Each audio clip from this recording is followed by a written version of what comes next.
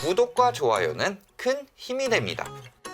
안녕하세요, 라이트하우스입니다. 지난 10월 16일 한국은행에서 기준금리를 1.25%로 전격 인하했다는 소식이 발표되었습니다. 역대 최저금리라고 엄청나게 강조를 하지만 두 번에 걸쳐 0.25%씩 상승시켰던 기준금리가 올해 7월부터 다시 두 번에 걸쳐 0.25%씩 하락하면서 2년 만에 다시 원위치로 돌아온 것이라 이렇게 큰 난리를 칠 정도까진 아니라고 보는데요. 7월에만 해도 기준금리 인하로 다시 부동산 시장이 살아날 것처럼 이야기하는 사람들이 많았지만 이번에는 기조가 조금 다른 듯 합니다. 그래서 오늘은 기준금리 인하가 부동산 시장에 영향을 얼마나 끼칠 수 있을지, 그리고 늘어날 대로 늘어난 가계부채에 영향을 얼마나 줄 것인지 자세히 알아보겠습니다. 우선 왜 기준금리를 인하했는지부터 보시면 미국의 기준금리가 지속적으로 낮아지면서 세계적인 저금리를 유도했고 미중 무역전쟁,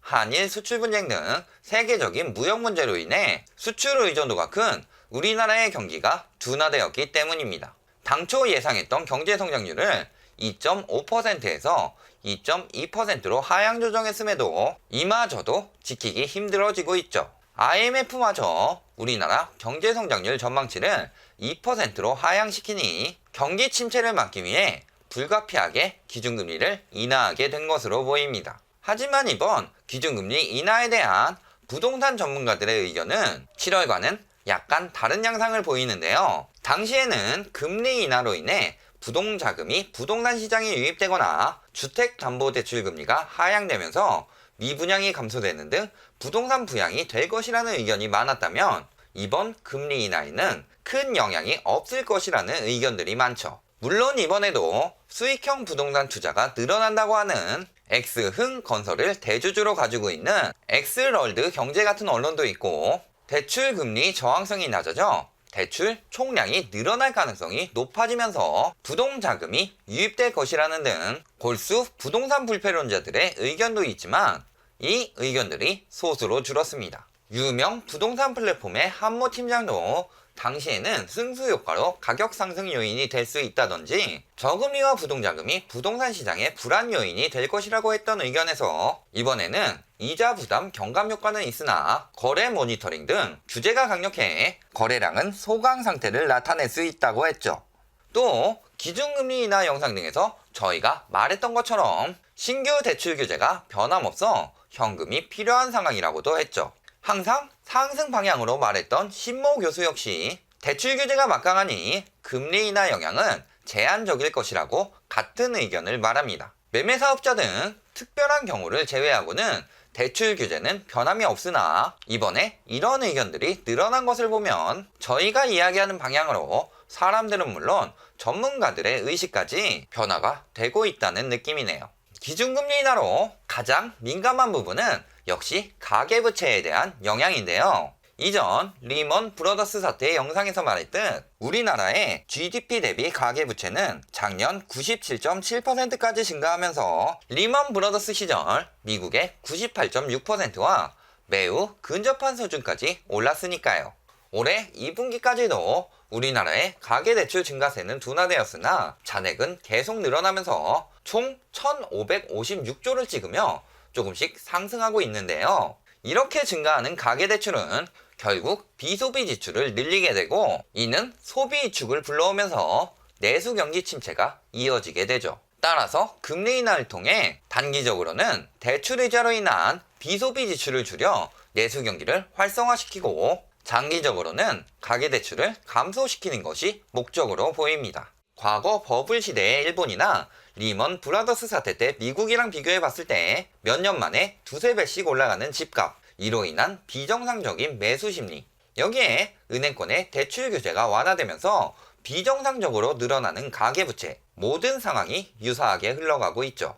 이때 일본도 미국도 기준금리를 급등시키며 여력이 부족한 많은 사람들이 순식간에 파산하게 되었고 부동산 폭락과 함께 경기 침체를 겪게 됩니다. 우리나라와 딱 하나 차이점이 있는데 미국과 일본은 기준금리를 급등시켰다면 우리나라는 서서히 올렸다는 거죠. 미국이나 일본처럼 부동산 시장 침몰로 경기 침체를 겪을 수 있으니까요. 우리나라는 일본 및 미국과는 다르게 전세 제도를 이용한 투기가 성행했기에 그만큼 임대보증금이라는 보이지 않는 가계대출이 훨씬 더 많고, 이는 가계끼리 연결되어 있는 자금이기에 가계가 연쇄 파산할 위험성이 큰 만큼 그 여파가 어마어마할 수 있습니다. 게다가 우리나라는 기축통화도 아니기 때문에 미국이 리먼 브러더스 때 극복했던 방법처럼 통화량을 무한정으로 찍어내게 된다면 오히려 화폐 가치 폭락으로 경기는 침체되는데 물가만 오르는 비정상적인 현상이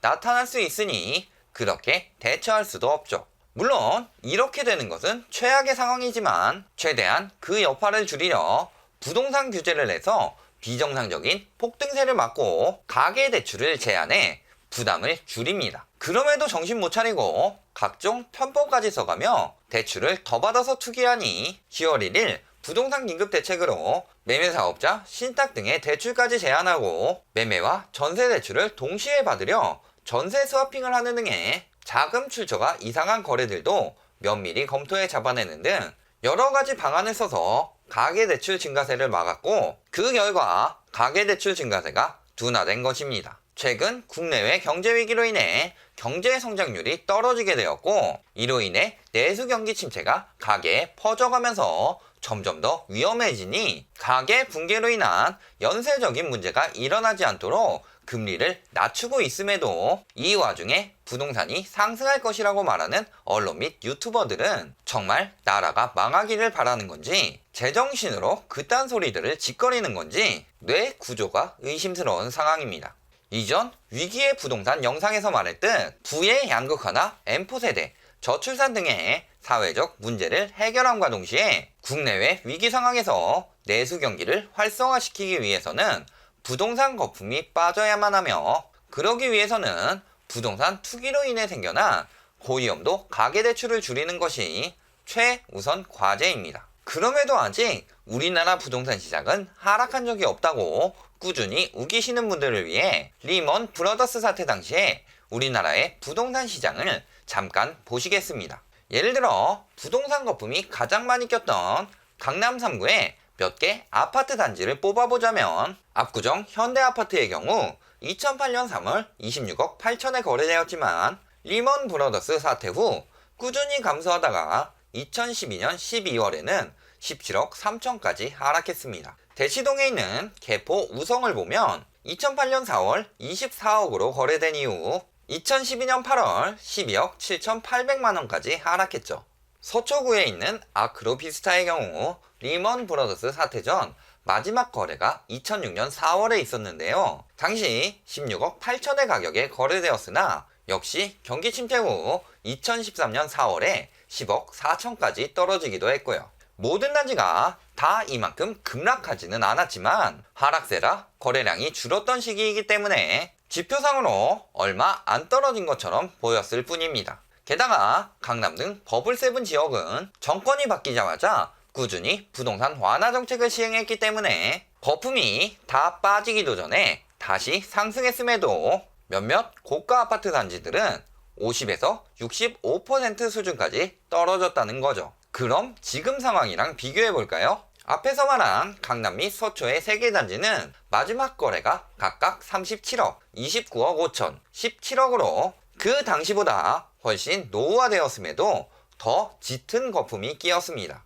그리고 그때처럼 거품이 다 빠지기도 전에 부동산 완화 정책을 다시 쓸 가능성은 매우 적습니다. 왜냐면 부동산 급등이 불러온 여러 가지 폐해를 너무 뼈저리게 겪었기 때문이죠. 또 리먼 브러더스 사태 바로 다음 해인 2009년부터 하락세가 마무리되는 2012년까지 우리나라의 경제 성장률을 보면 연평균 3.4% 정도였습니다. 지금은 어떤가요? 2017년 3.2%를 찍은 후 작년에는 2.7%, 올해에는 높게 잡아도 원래 목표인 2.5%를 넘기 힘들죠. 또 2009년부터 2012년까지 월평균 물가 상승률은 약 3%인 것에 비해 올해 들어서는 단 한 번도 1%대로 올라가지도 못하고 8월부터는 오히려 물가가 하락하고 있습니다. 기업 경기 실사지수는 리먼 브러더스 직후인 2008년 12월에는 50일까지 떨어지기도 했지만 부동산이 본격적으로 하락하던 2009년에서 2012년 사이에는 평균 80일 정도였죠. 그리고 올해 평균은 70일 정도로 그때보다 기업 경기도 좋지 않습니다.